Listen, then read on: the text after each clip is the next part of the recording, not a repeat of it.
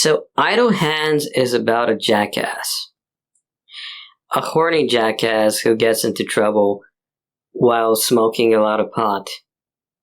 It is an ego fantasy, right? It is a fantasy where you just fuck around and it's like, here's some dark humor, but it's not the same as SJW fantasy, because SJW fantasy, like, if you look at it, there are some things where if you enjoy them, I'm gonna look at you funny, because like, everybody understands being horny. Everyone understands wanting to just smoke pot and not get busted by the cops.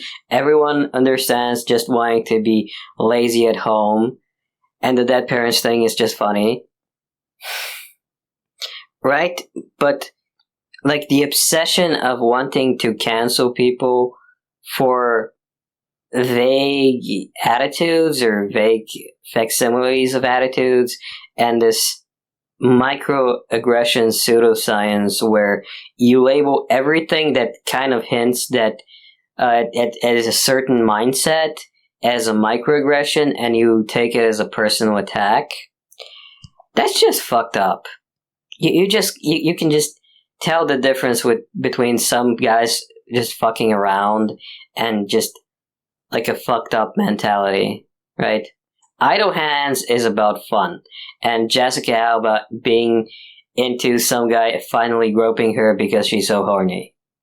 Other stuff is just about stupid people being stupid. Like, there's no comparison. The Mary Sue power fantasy, just it's chicks don't like it because it's of how unrealistic it's treating its subject matter. People like Jessica Alba as a cat thief with superpowers because that's at least realistic. It's justified within the reality of the thing, right?